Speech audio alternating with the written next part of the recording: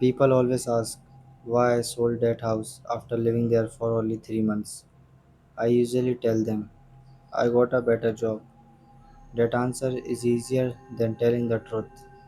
The basement wasn't the problem. The problem was what I heard coming from it. At first, it sounded harmless, just an old house sitting, pipes making noise, maybe the water heater. That's exactly what I kept telling myself.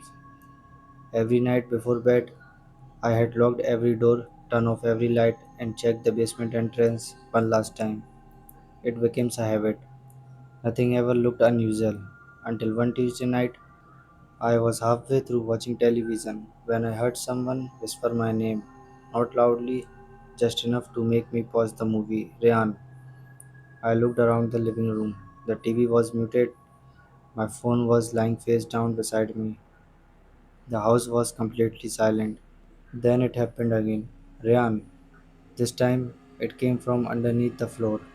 I stood there for almost a minute, trying to convince myself I had imagined it, trying to find any explanation except the one my mind kept giving me. Finally, I walked to the basement door. My hand rested on the doorknob. The whisper stopped. I waited another few seconds, then slowly opened the door. The stairs disappeared into complete darkness. I reached for the light switch. Nothing happened. The basement light had stopped working. Then, from somewhere deep below, I heard a voice say, "Don't turn the lights on." Every instinct told me to close the basement door and walk away. Instead, I grabbed the flashlight from the kitchen drawer. The beam barely reached the bottom of the stairs. Each step groaned beneath my feet. The air grew colder, not the kind of cold that comes from winter, the kind that makes the hair on your arms stand up. Halfway down, I had noticed something strange. The concrete floor was wet, not flooded, just small footprints. They started near the far wall and ended right at the bottom of the staircase. There were no footprints leading away. Whoever had made them had simply disappeared. I swept the flashlight across the room. Old shelves, broken furniture, dusty everywhere. I let out a nervous laugh. Maybe I had been scaring myself. Maybe there was a leak or an animal hiding somewhere. Then my flashlight flickered once and went completely dark. The basement became silent. I could hear my own breathing. Then, from somewhere only a few feet away, I heard someone whisper, "You are standing in my place." I switched the flashlight back on. The room was empty, but something had changed. The basement door, the one I had left wide open, was now completely shut, and I heard the sound of clock clicking from the outside. For a second, I couldn't move. I grabbed the doorknob and pulled as hard as I could. Nothing. It wouldn't open. I shouted. I kicked the door. I even slammed my shoulder into it. The lock didn't budge. My flashlight shook in my hand as I turned back toward the basement. Every corner was empty. Every shelf was covered in dust.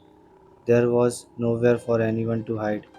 Then I heard footsteps, slow, careful, coming from behind the furnace. I pointed the flashlight toward the sound. Nothing. The footsteps stopped. Then the voice came again. This time it wasn't whispering. "You weren't supposed to hear me." Without thinking, I picked up an old metal pipe lying on the floor and slowly walked toward the back of the basement. The beam of my flashlight landed on something I hadn't noticed before. A narrow wooden door hidden behind an old shelf. It looked older than the rest of the house. Someone has painted over it years ago. My hands were shaking as I pulled it open. There were empty food cans, a blanket, several bottles of water, and dozens of newspaper clippings. Every clipping was about families who had once lived in this house. Each article had one family member circled in red. My photograph had already been added to the wall. Before I could reach, I heard footsteps racing toward me. I spun around. The room was empty. The basement door suddenly swung open upstairs. I didn't wait to find out why. I ran. I left the flashlight, my keys, everything. I never went back. The police searched the house the next morning. They found the hidden room. They found the newspaper wall. But they never found the person who had been living there. A detective told me something I will never forget. The room wasn't built with the house. It was built after people started disappearing. I still avoid driving through that neighborhood. Sometimes I wonder if whoever was hiding in that basement ever left or if they are simply waiting for the next family to move in.